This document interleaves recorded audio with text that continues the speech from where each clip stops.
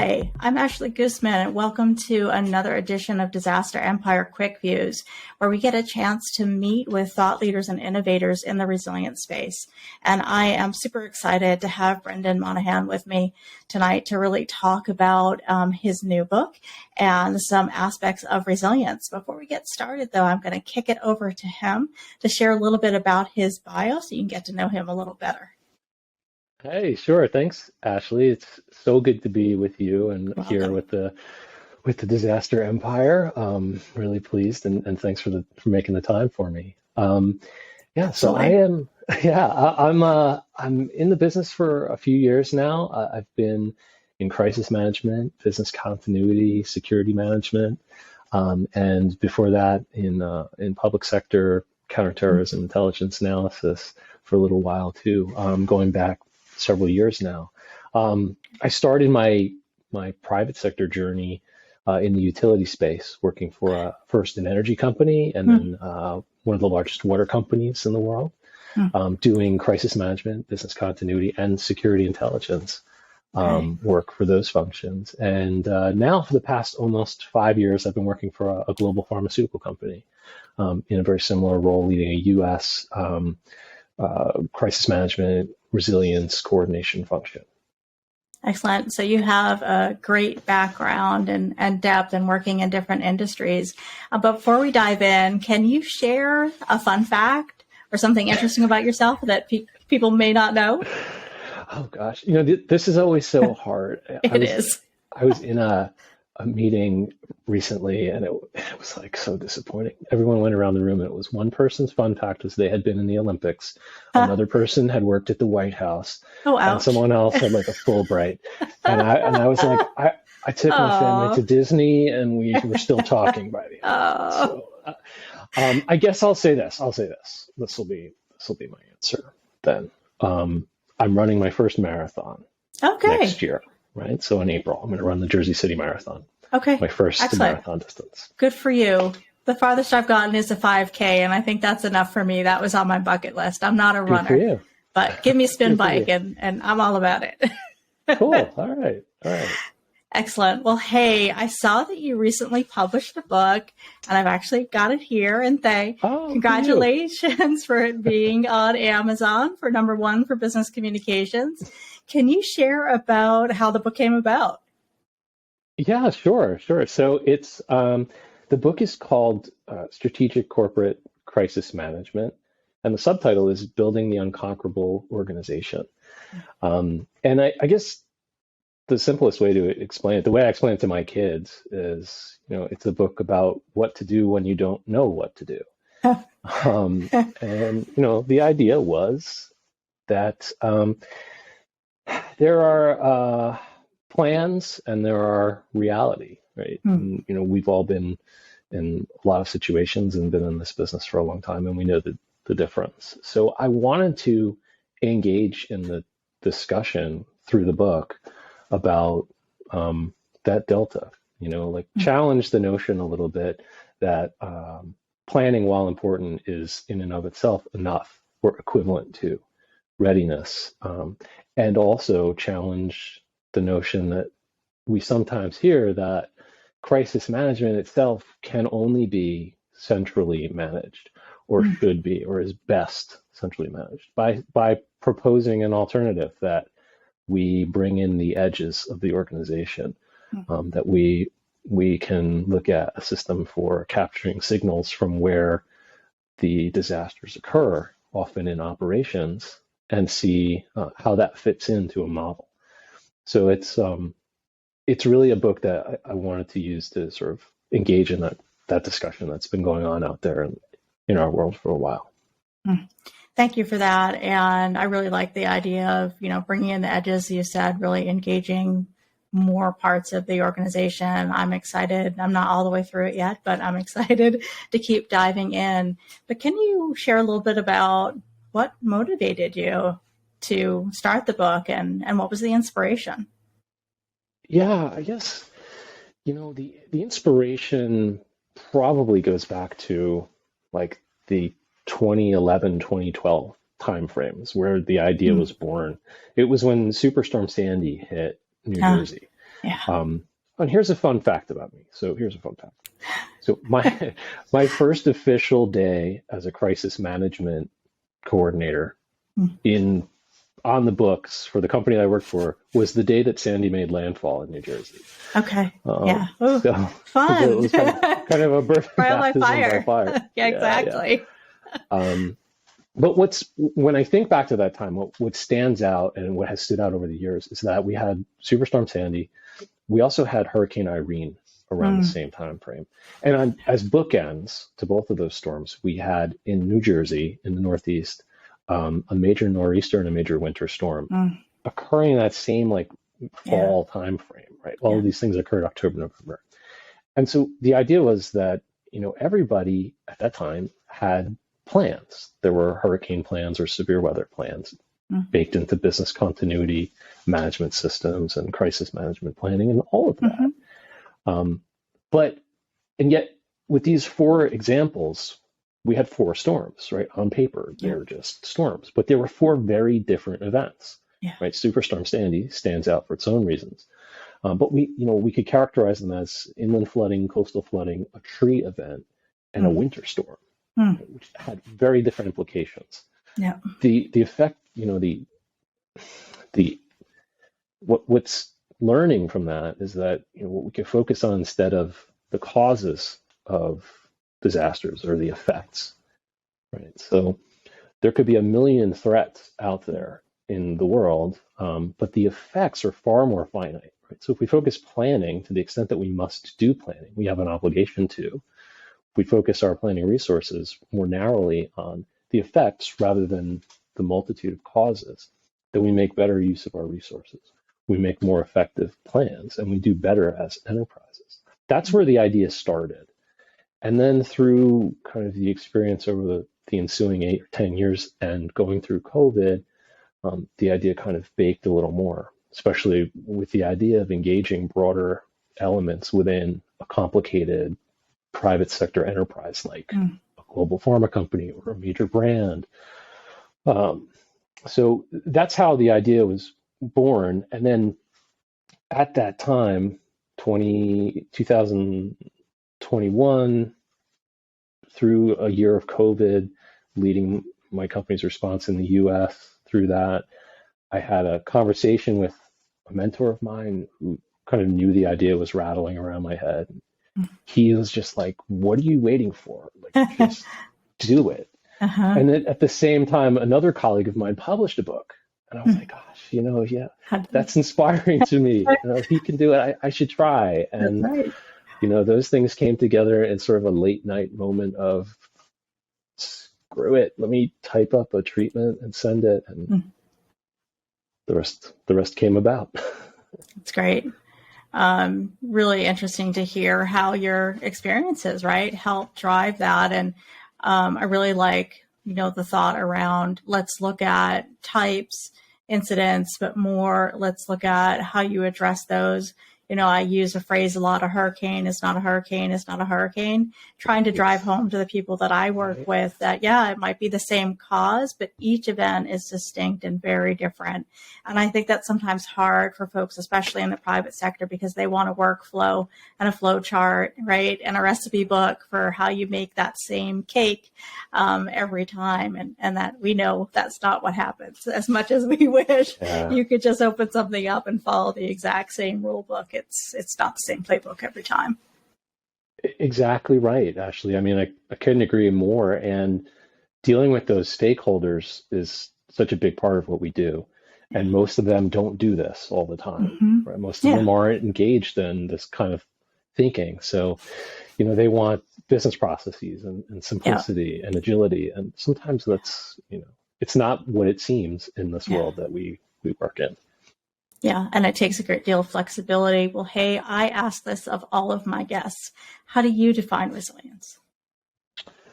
How do I define resilience? So I think I have to start to answer this by beginning with risk. Right? So this sort of start from somewhere, and I think risk is the basis of where a definition of resilience lies.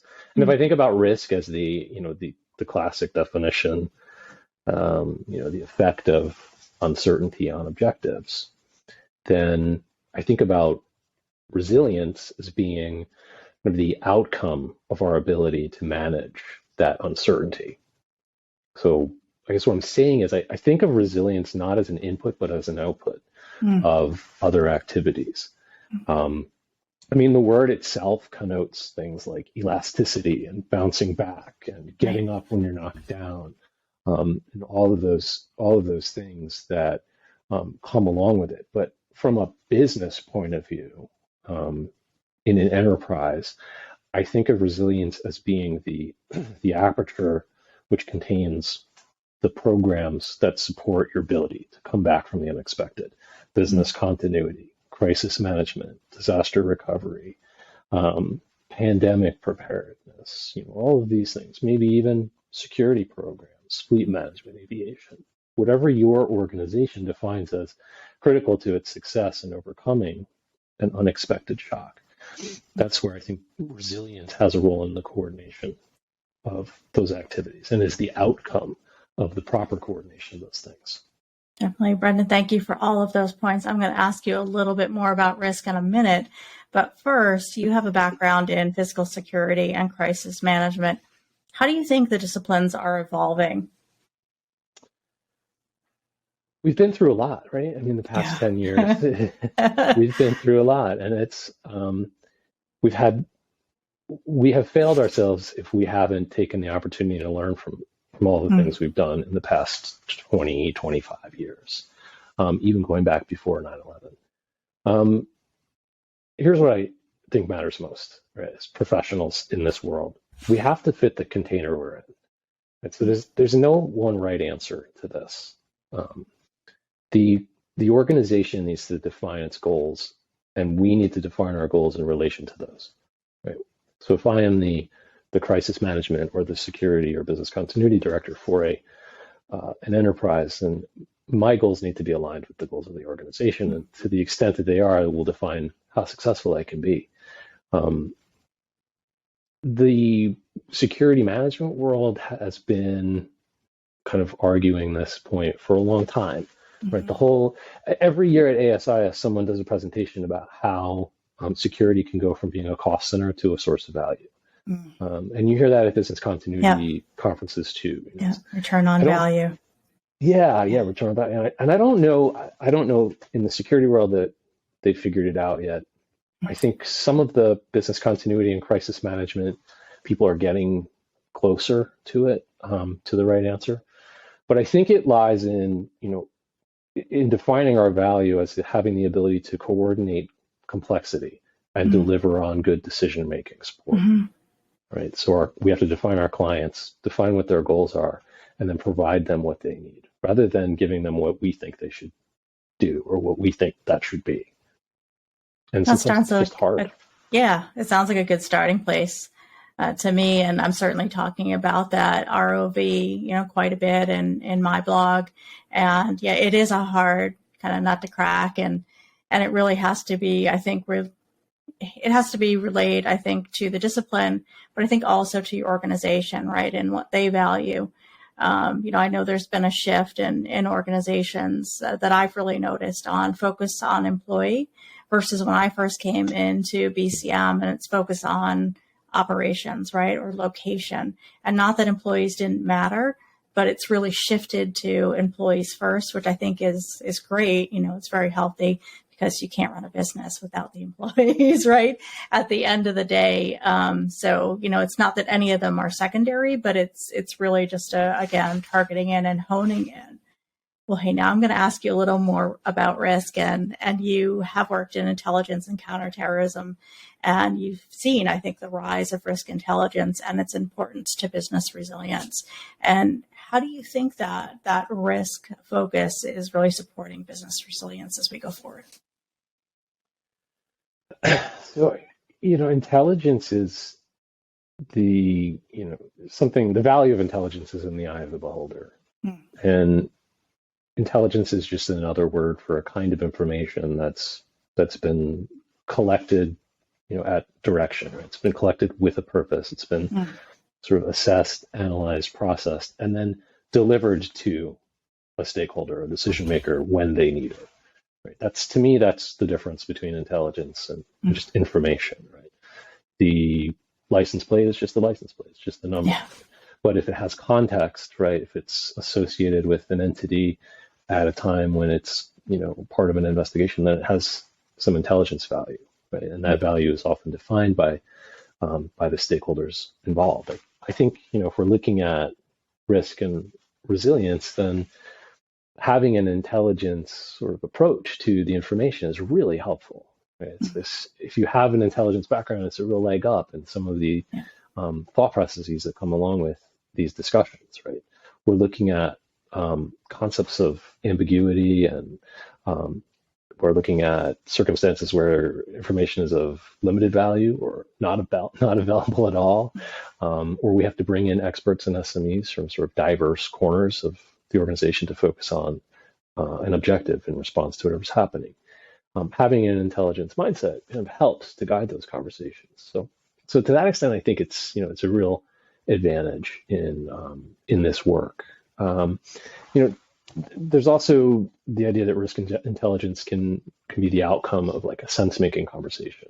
Right? So you collect a group of experts together, but without some kind of a framework or rubric to guide the discussion, then it can go in a million directions. But that's not helpful always in a crisis sort of setting, even in a long ongoing crisis setting like COVID. But if you can apply kind of a framework like, an intelligence management framework or an intelligence-led framework in a risk concept, in a risk conversation, then you can really kind of drive some good outcomes that way. Brendan, that's such a good point. And, I'm reminded in some of the work that I do on the daily, you see so much intelligence, coming in. You see so much information that helps you to better understand the threats and the risks that your organization is facing. But I think, like you said, it all comes down to the framework.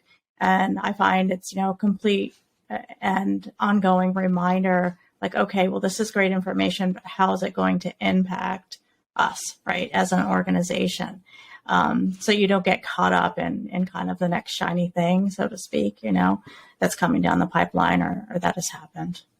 Absolutely. I mean, just to build on that too, that it also helps you to think beyond whatever your current process is. Right? Sometimes we put the process before, the facts, or we try to fit the facts or the circumstances into a model that we're using just because we're using it. But taking kind of an intelligence approach allows you to open up the box a little more, be a little more free thinking about what it is you're dealing with. Okay. Hey, thinking about your book and the experience of COVID over the past few years, as well as all of the other events that have happened, how do you think, or what's the biggest takeaway, do you think, from the book and from your viewpoint right now of lessons learned for organizations and how they can really carry that into future crisis management practice? I think in my conversations, I think a lot of us lost our innocence, or our, for want of a better term, we lost our trust in the process that delivered planning on a regular basis. I think maybe we were thinking that already, that planning wasn't enough, or that planning cycles maybe were not in and of themselves equivalent to readiness. I think we were aware of that, but I think now we've seen it, right? We saw the difference between organizations that were prepared on that basis alone and the ones that were able to be truly adaptive and responsive to circumstances. And, some organizations came through COVID better than they went in, right? As a result of efficiencies that they discovered through their response. That's often the case in serious responses. Organizations, discover that there are opportunities through the experience of change that comes with going through a major disaster or a crisis.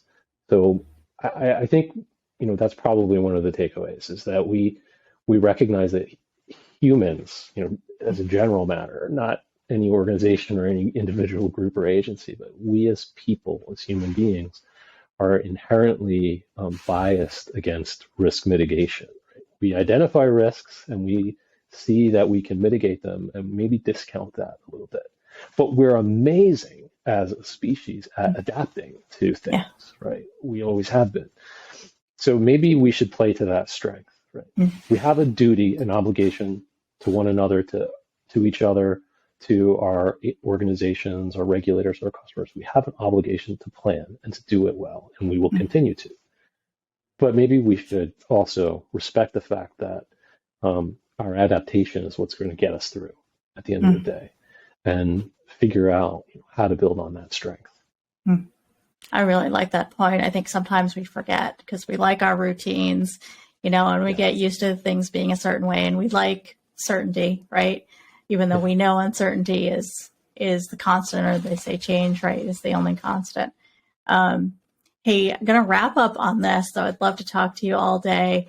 What do you think companies can do in 2023 to improve their crisis management practice?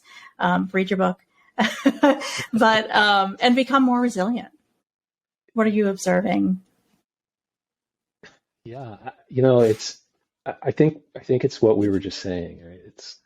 We need to figure out a way to get good at that adaptation piece and have that conversation. It's not easy because it's uncomfortable, as you just pointed out, right? The acceptance of that uncertainty, the acceptance of the fact that unexpected things will continue to happen, that will impact us, is hard to have, especially with business leaders. It's a difficult, uncomfortable conversation. I think there's more of a willingness now than maybe there used to be in some places as a result of what we've all been through. But I think if anything, where we can start is by being disciplined about a few things on that adaptive sort of forward-looking side. Being disciplined about focusing on the right things, right? Sort of narrowing our aperture to effects rather than causes, right? The things which we can control rather than all of the many things which we can't. Focusing on early stage response, right? Having the first action that each player should take at least planned out. We may not be able to plan much more than that, but really get good at that initial escalation phase and the rapid coming together of an effective team. I think those are the places where we can do the most good in the near term as this whole kind of conversation continues. So that's kind of what I tried to look at with the book, right? The book isn't a prescription. It's not the answer. I mean, it's just my contribution to, what I think this discussion is about, and offering up some ideas for how each of us in our organization or our enterprise can kind of have these difficult conversations with each other, with our stakeholders, and begin to kind of make sense about what we should be doing and how we can be delivering best for each other and for our organizations. Thank you for that. And I really appreciate you taking the time today to talk about this. And thank you to the audience as well. For the audience, please like and subscribe if you haven't already. It helps grow the channel and lets me know that you're enjoying this content, so I continue to bring guests like Brendan on to talk about what he's doing. And hey, just before we close out today, is there anything you want to share with the audience that you can get a chance to talk about? I would offer my thanks to you and to the audience. It's awesome to be part of the Disaster Empire, and really appreciate you giving me the platform today. Great. And if people want to connect with you or get your book, where can they go to do that? It's on Amazon, and you can find me on LinkedIn, and I'll share my social links with you as well. Great. We'll make sure to put those down below. Thank you so much. Thank you.